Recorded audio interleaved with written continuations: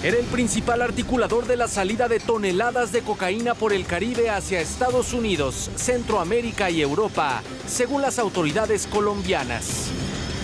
Es Juan José Valencia Zuluaga, alias Falcon. Este miércoles fue extraditado a Estados Unidos. La Policía Nacional de Colombia lo ubica como el presunto máximo cabecilla del ala narcotraficante del Clan del Golfo, una banda criminal colombiana dedicada al narcotráfico y a la extorsión, que según la Policía Nacional de ese país, es una de las organizaciones más peligrosas del crimen transnacional. Se calcula que enviaba al menos 8 toneladas de cocaína mensualmente desde Barranquilla, Cartagena y Santa Marta hacia Estados Unidos, Centroamérica y Europa. Además, Falcon presuntamente era quien recaudaba los ingresos provenientes del narcotráfico del Clan del Golfo y ordenaba derecho de piso a otros traficantes que pasaban por sus rutas. El 22 de mayo de 2021 fue confirmada la detención en Colombia de Juan José Valencia Zuluaga, alias Falcon o Andrea, en una lujosa propiedad donde coleccionaba autos de alta gama. Uno de los denominados narcos puros y perteneciente al ala financiera del Clan del Golfo, con quien presuntamente se coordinaban cargamentos de cocaína que salían del Caribe colombiano. Apenas hace un mes, la Corte Suprema de Justicia de Colombia dio el aval para que Falcon fuera llevado ante la justicia de Estados Unidos. Incluso la extradición aprobada es considerada express debido a la urgencia que merita el caso. El avión que trasladó a Valencia Zuluaga desde Colombia aterrizó este miércoles directamente en Miami para después presentarlo ante la Corte del Distrito Sur de Florida, donde deberá responder ante la justicia estadounidense por cargos relacionados con narcotráfico. Diego Borbolla, Fuerza Informativa Azteca. La historia es extrañísima y aquí ninguna autoridad ha querido ni siquiera aclararlo. Estamos hablando de un avión de carga de una empresa venezolana que está boletinado por las autoridades estadounidenses por pertenecer a la Guardia Revolucionaria de Irán. Hace una semana voló de Caracas a Querétaro y de ahí partió con varios pasajeros venezolanos e iraníes hacia Argentina. Al llegar a ese país, el avión hizo una breve escala porque supuestamente para cargar gasolina y de ahí iba a volar a Montevideo. En Montevideo no nos dejaron aterrizar y tuvo que regresar a Buenos Aires, donde el avión está boletinado y fue retenido por las autoridades. Lo mismo que parte de sus pasajeros sospechosos de terrorismo y de pertenecer a la Guardia Revolucionaria iraní. No se dio la identidad de ninguno de los pasajeros hasta ahora. Bueno, hay uno de los pasajeros, se supone que es un comandante en activo de la Guardia Revolucionaria iraní. Recordemos que en Argentina, además el tema es más delicado por esto, integrantes de la Guardia Revolucionaria coaligados con Hezbollah realizaron un atentado terrorista contra un centro cultural judío, la AMIA, que dejó 80 muertos, más de 300 heridos. Años después, un fiscal, Alberto Nisman, acusó a la ahora vicepresidenta, era presidenta en ese momento, Cristina Fernández, de haber hecho un acuerdo con los servicios secretos de Irán para cerrar la causa a cambio de apoyo económico. El día que el fiscal ya había presentado la acusación, le iba a explicar ante el Congreso la acusación contra la expresidenta, la ahora vicepresidenta Fernández, Nisman apareció sospechosamente muerto, suicidado, dijeron, en su casa. Una investigación posterior determinó que había sido asesinado. Esta es toda la historia.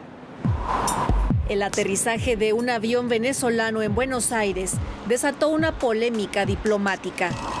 El 6 de junio, un Boeing 747-300 de la empresa Emtrasur, subsidiaria del Consorcio Venezolano de Industrias Aeronáuticas y Servicios Aéreos Conviasa, aterrizó en Córdoba y luego viajó al Aeropuerto Internacional de Ezeiza en Buenos Aires. Se informó que el aparato voló desde México. 2 días después, el 8 de junio, el avión despegó rumbo a Uruguay, pero le negaron el aterrizaje. Entonces regresó a Ezeiza. La negativa uruguaya llamó la atención en Buenos Aires, por lo que diputados opositores pidieron una investigación. El ministro del Interior de Paraguay explicó que después del viaje que hizo la aeronave a Ciudad del Este entre el 13 y el 16 de mayo, fueron alertados sobre los posibles vínculos de sus tripulantes con la Guardia Revolucionaria de Irán. Luego de revisar la carga y documentación de la tripulación, 14 venezolanos y 5 iraníes fueron retenidos en un hotel. Según las primeras investigaciones, el Boeing de Embraer voló durante 15 años para la aerolínea iraní Mahan Air y en enero de 2022 pasó a manos de la empresa venezolana. Mahan Air está en la lista negra de Estados Unidos desde octubre de 2011 por proporcionar apoyo financiero, material o tecnológico para la Guardia Revolucionaria iraní Al-Quds, una organización que considera terrorista. Cualquier compañía extranjera que le prestase asistencia logística será sancionada. Por eso el avión está varado. Nadie quiere venderle combustible. Conviasa también está sancionada por el Departamento del Tesoro estadounidense. En un principio, el vuelo de Emtrasur con 2 pilotos iraníes al mando no llamó la atención de las autoridades argentinas. No obstante, el ministro de Interior admitió que recibió información que advertía que parte de la tripulación estaba relacionada con la fuerza Quds. Uno de los tripulantes del avión, identificado como Gholamreza Ghasemi Abbas, es familiar del ministro de Interior de Irán y su nombre coincide con el de un miembro de la Guardia Revolucionaria y administrador de una empresa ligada a Al-Quds. La denuncia de la Delegación de Asociaciones Israelitas Argentinas, la DAIA, abrió la investigación penal. Según la hoja de ruta, el avión de Emtrasur aterrizó durante el último mes en Paraguay, Bielorrusia, Teherán y Moscú. Este martes 14 de junio, las autoridades argentinas realizaron un cateo en el hotel de Plaza Canning Design. Se informó que fueron decomisados los teléfonos celulares de los iraníes y que la División de Cibercrimen de la policía realizará el peritaje a los dispositivos electrónicos. Se les prohibió salir del país, no solo a los 5 iraníes, también a los 14 venezolanos. La reacción de Teherán fue calificar los hechos de propagandísticos. De acuerdo con la justicia argentina, los atentados del 17 de marzo de 1992 contra la Embajada de Israel en Buenos Aires y del 18 de julio de 1994 contra la AMIA fueron planificados y ejecutados por Hezbollah, grupo terrorista financiado y apoyado por la República Islámica de Irán.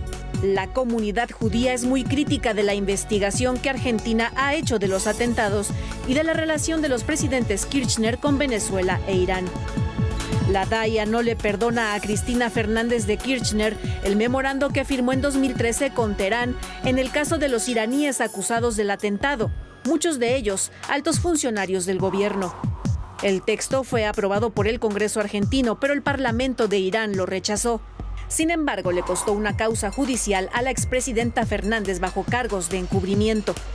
El fiscal que la investigó, Alberto Nisman, apareció muerto en su departamento 4 días antes de presentar su informe ante diputados, en circunstancias que no están claras. Para ADN 40, Fuerza Informativa Azteca.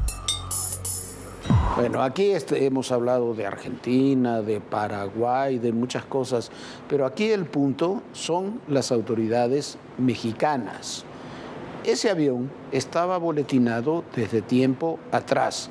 Un mes antes, cuando aterrizó en Ciudad del Este, eso es en la triple frontera, le llaman así, es donde se unen Paraguay, Argentina y Brasil.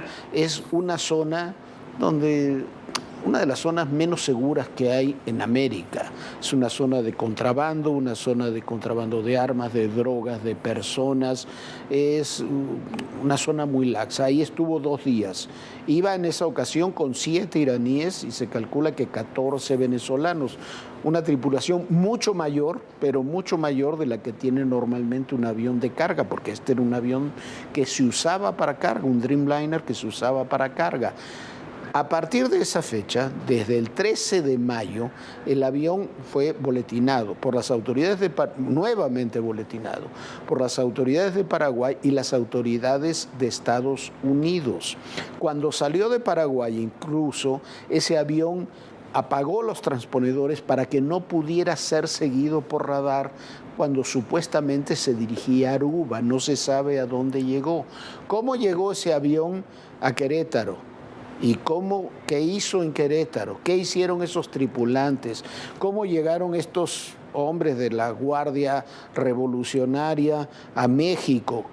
¿Por cómo se subieron al avión? ¿Qué es lo que hicieron? No lo sabemos. Según la justicia, las investigaciones de Argentina, información que se leía hoy, incluso la carga que decían que llevaban de México a Argentina no era así, decían que llevaban autopartes para automóviles.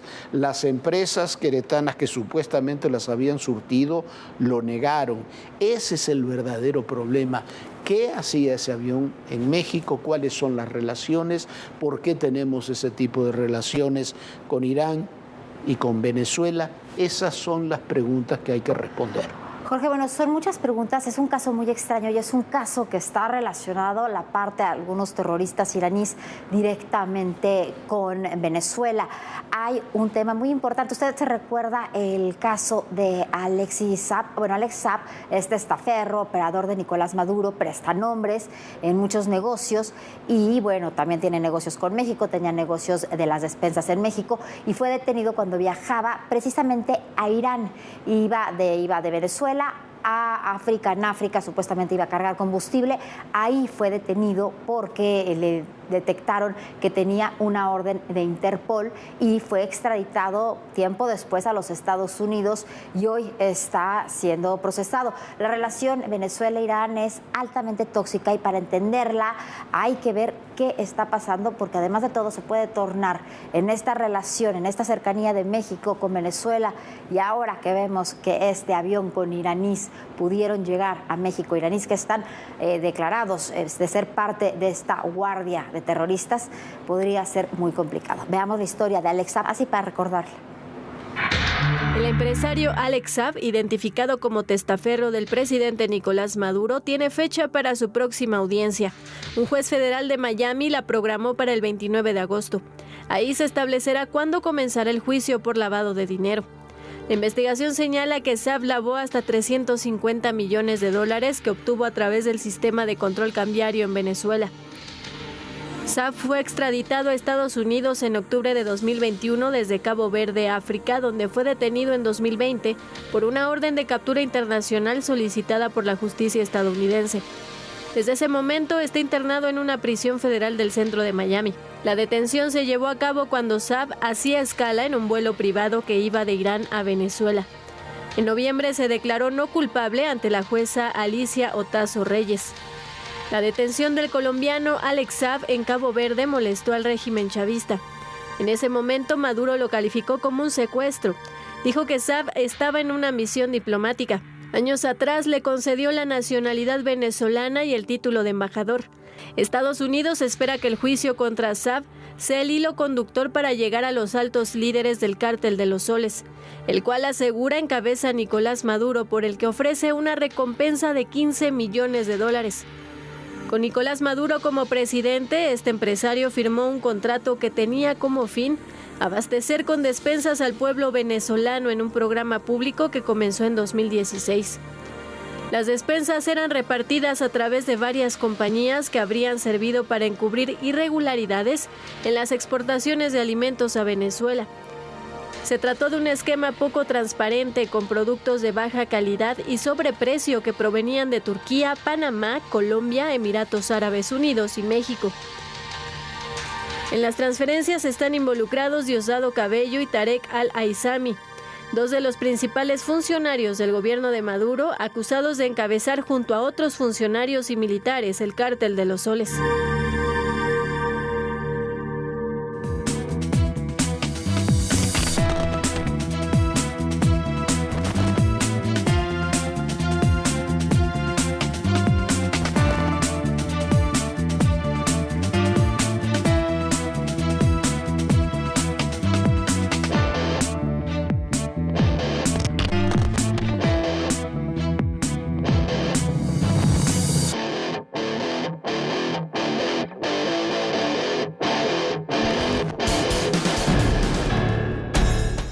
Adriana Inés Vidal tenía 30 años, era enfermera y madre de 2 niñas. La joven fue vista por última vez la tarde del sábado 23 de julio cuando salió del hospital donde trabajaba en la colonia Roma. Su cuerpo fue identificado la tarde del 27 de julio, unas horas después de que su pareja sentimental levantó la denuncia por la desaparición. Sin embargo, desde el domingo el cuerpo de la joven fue encontrado en terrenos de cultivo en un camino de terracería del poblado Cuijingo, municipio de Ozumba, en Estado de México. Era ella. Tenía la misma ropa y un tatuaje en forma de rosa en el hombro izquierdo. De acuerdo con el informe, su pareja sentimental describió que Adriana asistió a una reunión luego de salir de trabajar, que se subió a un taxi de aplicación, pero no anotó ni placas ni el nombre del conductor.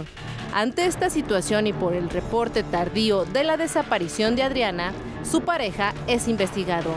La Fiscalía del Estado de México abrió una carpeta de investigación por el feminicidio de Adriana Inés. La principal línea apunta a que su pareja sentimental la asfixió. Este no es el único feminicidio ocurrido en este mes.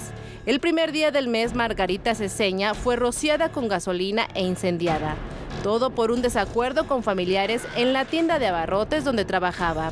La mujer de 30 años y madre de 3 niños se encontraba internada en el Instituto Nacional de Rehabilitación de la Ciudad de México y presentaba quemaduras de segundo y tercer grado en el 70% de su cuerpo.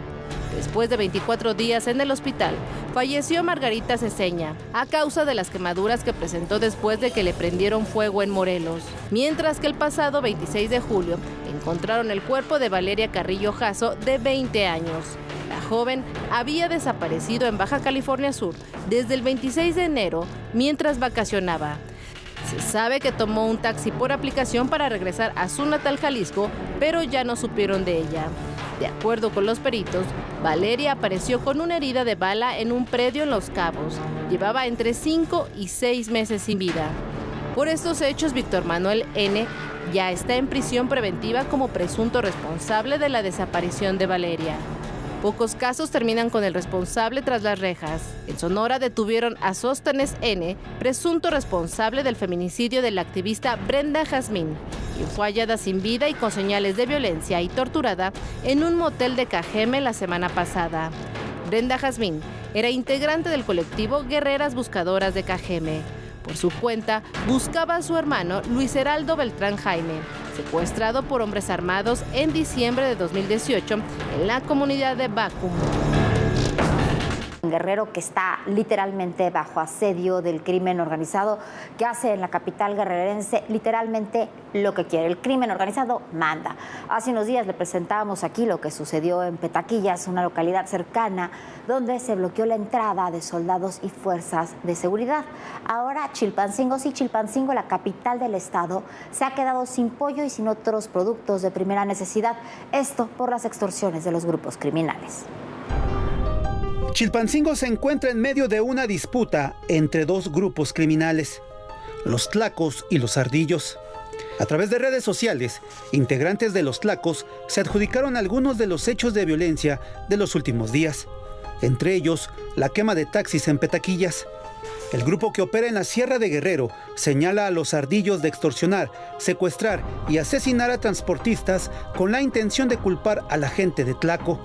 Lo cierto es que después de los 6 asesinatos del sábado 11 de junio en una granja de pollos en la comunidad de Petaquillas, al menos 50 establecimientos cerraron en forma indefinida en los mercados ubicados en distintos puntos de Chilpancingo. Uno de estos asesinatos fue contra el distribuidor de pollo, Tomás Ramírez. Dueños de las pollerías revelaron que Tomás había regresado hace 3 días a la capital, luego de irse durante casi un año debido a las amenazas que recibió por un grupo criminal. El gobierno del estado informó que con motivo de los hechos de violencia que se han registrado en Chilpancingo, se reforzó la seguridad.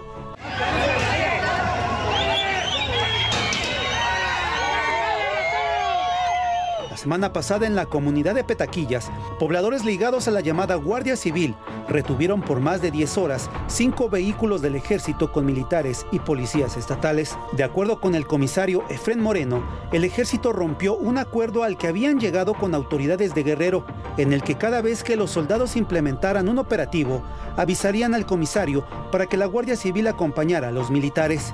Luego de varias horas de negociación, el coronel Rodrigo Medina Miranda, quien se encontraba al mando del convoy retenido, firmó una minuta con las exigencias de los pobladores para que pudieran salir de la comunidad.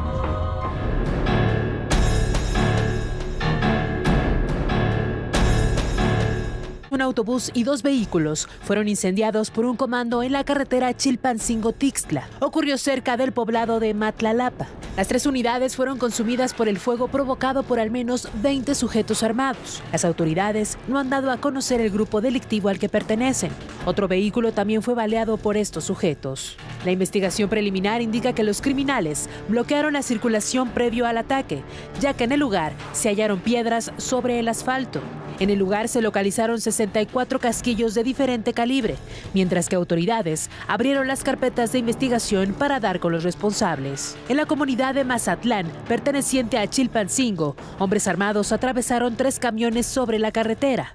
Uno fue incendiado. También en Guerrero, pero en Acapulco, 2 restaurantes, un taller de motos acuáticas y un automóvil de lujo ardieron en llamas. Los comercios Los Buzos y La Palapa se localizan en el Boulevard Las Naciones, en la zona diamante del puerto. Hasta el momento se desconoce el motivo del siniestro. La Cámara Nacional de la Industria de Restaurantes y Alimentos Condimentados lamentó lo ocurrido y exigió a las autoridades esclarecer los hechos. Señalaron que la inseguridad, bloqueos en las carreteras y el comercio afectan la economía del Estado. Mientras que la Federación de Cámaras Nacionales de Comercio, Servicios y Turismo de la entidad sentenció que el incendio en los establecimientos afectará de manera directa a más de 120 familias. Con la corta quiero que reaccione. Con la corta reaccione, digo. No te pegaron, güey. ¿Cuándo son nomás? Tranquilo, con la corta. Fue pura de tu arma, güey. Fue pura de tu arma. Tranquilo, tranquilo. Con la corta. En Benito Juárez, municipio de Zitácuaro, Michoacán. De acuerdo con la Secretaría de la Defensa Nacional, elementos del ejército fueron agredidos por civiles armados cuando realizaban recorridos cerca del Cerro de la Cruz, por lo que repelieron la agresión. Durante el enfrentamiento, un agresor murió. Bueno, mire usted, esto es muy delicado. Lo decíamos cuando ocurrió lo de Petaquillas.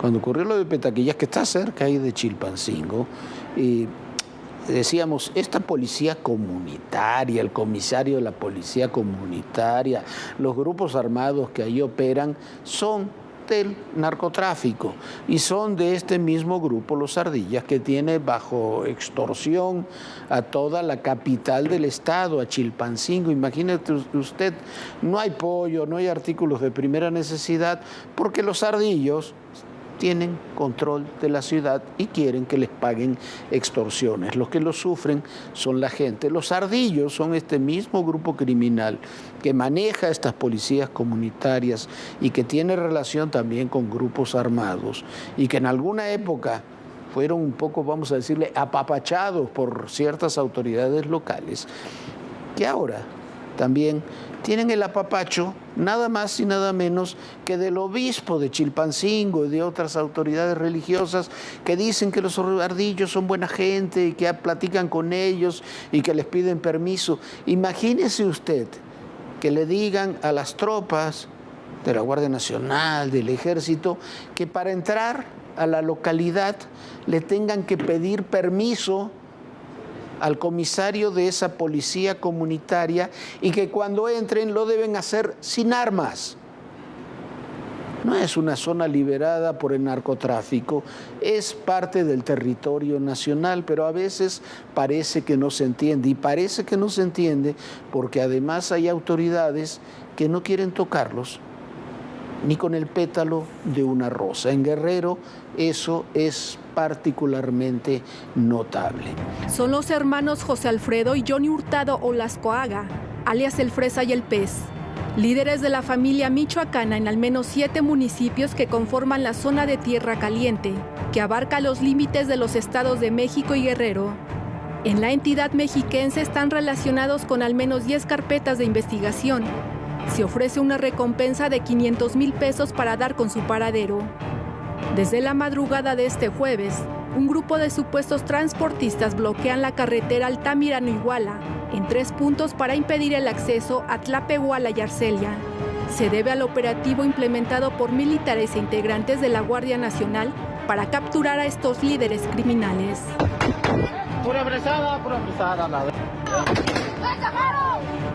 los municipios donde la familia michoacana controla el cultivo y trasiego de drogas, así como el cobro de piso, extorsiones y secuestros. Abarca los municipios de Ajuchitán del Progreso, Arcelia, San Miguel, Totolapan, Tlalchapa y Tlapehuala en Guerrero, mientras que en el territorio mexiquense se les considera los principales generadores de violencia en los municipios de Sultepec, Tlatlaya, Lubianos y Tejupilco. Johnny El Pez asumió el liderazgo de la organización en 2014, luego de la captura de José María Chávez, alias El Pony. Es originario de la localidad de Palos Altos, en el municipio de Arcelia, Guerrero, punto estratégico que comunica los poblados de Tlatlaya y Teloloapan. Habitantes de Tierra Caliente mencionan que el Fresa instauró una especie de cárcel clandestina en la sierra para todos aquellos que no cumplan con las cuotas de extorsión. A principios de julio, autoridades mexiquenses realizaron cateos simultáneos en los municipios de Tlatlaya, Villa Guerrero y Amatepec, donde aseguraron 4 residencias. ADN 40. Muchísimas gracias por habernos acompañado. Tenga una bonita noche. Buenas noches, Jorge. Buenas noches, Viviana, y recuerden, el poder y en la política todo, pero absolutamente todo, es personal. Gracias.